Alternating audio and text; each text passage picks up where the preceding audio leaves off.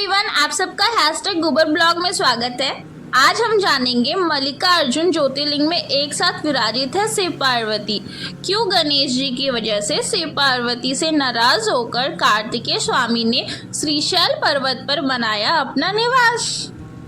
12 ज्योतिर्लिंगों में दूसरा है मल्लिकार्जुन। ये मंदिर आंध्र प्रदेश के कृष्णा जिले में कृष्णा नदी के किनारे श्रीशैल पर्वत पर स्थित है। इस मंदिर का दक्षिण का कैलाश भी कहा जाता है। माना जाता है कि जो भक्त इस मंदिर में शिव पूजा करते हैं उसे अश्वमेध यज्ञ से मिलने वाले पुण्य से बराबर पुण्य मिलता है। जानिए मल्लिकार्जुन ज्योतिर्लिंग से कुछ जुड़ी खास खबरें। तो चलिए दोस्तों, अब हम जानेंगे गणेश जी की वजह से शिव पार्वती से नाराज क्यों हो गए थे कार्तिकेय। मल्लिकार्जुन ज्योतिर्लिंग की कथा शिव पार्वती, गणेश जी और कार्तिकेय स्वामी से जुड़ी है।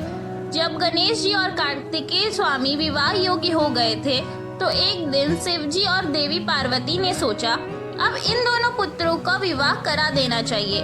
दोनों पुत्रों के विवाह के विचार आने के बाद शिव पार्वती ने कार्तिकेय स्वामी और गणेश जी को बुलवाया। शिव जी ने दोनों पुत्रों से कहा कि आप दोनों में से जो इस संसार की परिक्रमा करके पहले लौट आएगा हम उसका विवाह पहले कराएंगे।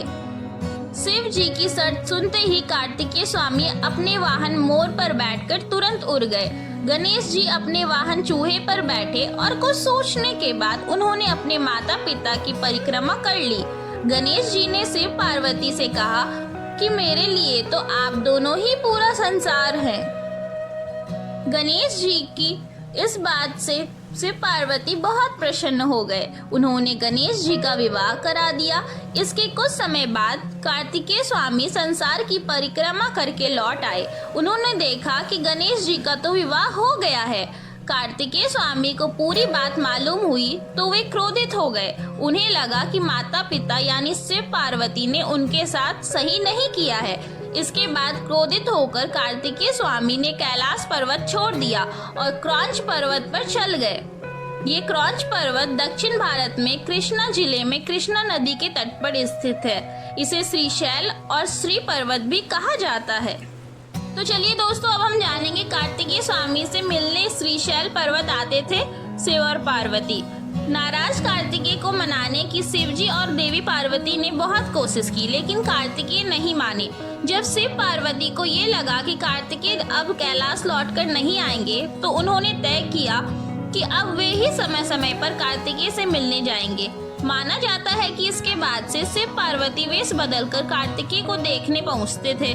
जब ये बात कार्तिकेय को मालूम हुई तो उन्होंने वहाँ एक शिवलिंग स्थापित किया जिसमें शिव पार्वती ज्योति रूप में विराजित हो गए।